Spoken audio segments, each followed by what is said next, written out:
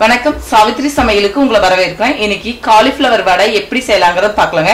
அதுக்கு தேவையான பொருட்கள் காலிஃப்ளவர் 300 கிராம் பக்கம் எடுத்துங்க. நல்லா சூடான தண்ணியில கொஞ்சம் உப்பு போட்டு நல்லா அலசி எடுத்து வச்சிருக்கேன். சூடு ஆறுனதுக்கு அப்புறம் பொடி பொடியா கட் பண்ணிக்கலாம். இப்ப வடைப்பருப்பு 1/4 கிலோ பக்கம் எடுத்துருக்குங்க. இது பட்டாணி பருப்பு சேர்ந்தது. இது 2 to 3 மணி நேரம் பக்கம் ஊறினா போதும்.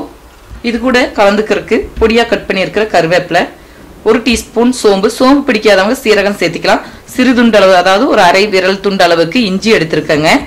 பச்சை மிளகாய் அவங்க காரத்து அந்த அளவு எடுத்துக்கலாம். நான் 5 எடுத்திருக்கேன். பொடியா கட் பண்ணி வச்சிருக்கேன். கொத்தமல்லி தழை, தேவையான அளவு உப்பு, தேவைப்பட்டா நீங்க பொடியா கட் பண்ணி வச்சிருக்கிற வெங்காயமும் சேர்த்துக்கலாங்க. ஆனா இல்ல காலிஃப்ளவர் தான் அதிகமா இருக்கணுங்கிறதுக்கு வேண்டி நான் வெங்காயம் சேர்க்கல. இப்ப வடைப்பருப்பை தண்ணியெல்லாம் நல்லா வடிச்சிட்டு நம்ம மிக்சி ஜார்ல போட்டுக்கலாம். பாருங்க, இந்த மாதிரி வடிகட்டியில நல்லா சுத்தமா தண்ணி இல்லாம நம்ம வடிச்சுக்கணும். ஊர்னதுலயே உங்களுக்கு தண்ணி தன்மை இந்த பருப்புல இருக்கும். அதுவே நம்மளுக்கு போதும். போதாத பட்சத்துல வேணா லைட்டா தண்ணி தொளிச்சு அரைக்கலாம். ஆனா இதுவே சரியா இருக்கும். நம்ம வடைப்பருப்பை தருதருன்னு அரைச்சுக்கலாங்க. இது கூட சோம்பு, இஞ்சி, பச்சை மிளகாய் சேர்த்துக்கலாம். இது கூட தேவையான அளவு கொஞ்சமா உப்பு சேர்த்து அரைச்சுக்கலாம்.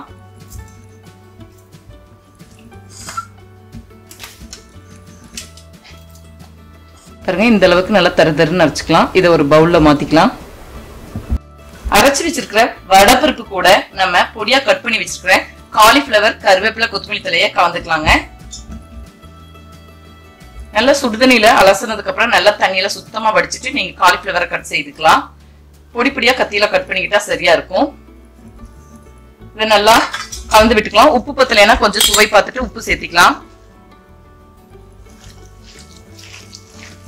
இதெல்லாம் நல்லா கலந்தாச்சுங்க. உப்பெல்லாம் சரியா இருக்கு. இப்ப நம்ம தேவையான சைஸ்க்கு உருண்டை பிடிச்சு வடைகள் தட்டிக்கலாம். எல்லாமே வடைக்கு உருண்டை செய்து வச்சாச்சுங்க. எண்ணெய் காய வச்சிருக்கேன். எண்ணெய் காஞ்சோன்னா வடை தட்டி போட்டுக்கலாம்.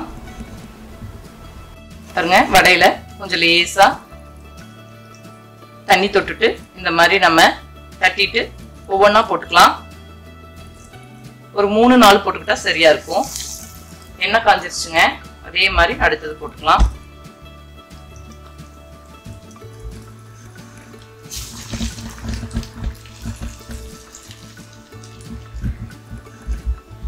ஒன்னு 2 பருப்பு உங்களுக்கு அரைபடலைனாலும் தப்பு கிடையாதுங்க. முடிஞ்ச அளவுக்கு நம்ம தருதருன்னு அரைச்சுக்கிட்டா சரியா இருக்கும். இப்ப எண்ணெயில வடை தட்டி போட்டதுக்கு அப்புறம் ஒரு 2 நிமிஷம் கழிச்சு தான் நம்ம திருப்பி போடணுங்க. உடனே திருப்பி போடக்கூடாது. ஒவ்வொரு வடையா திருப்பி போட்டுக்கலாம்.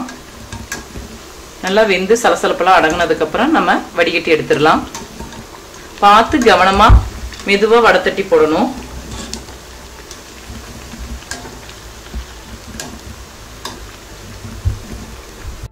இப்ப வடை நல்லா வெந்துருச்சு, சலசலப்பெல்லாம் அடங்கிருச்சு. வடிகட்டி எடுத்துடலாம். வடைய தட்டுக்கு மாத்திக்கலாம்.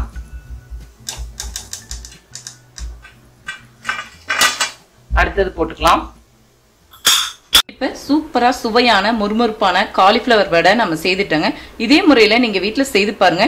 இந்த வீடியோ பிடிச்சிருந்தா லைக் பண்ணுங்க, ஷேர் பண்ணுங்க, சப்ஸ்கிரைப் பண்ணுங்க, கமெண்ட்ஸ் பண்ணுங்க. மேலும் பல சமையல் குறிப்புகளுடன் சந்திக்கிறேன்.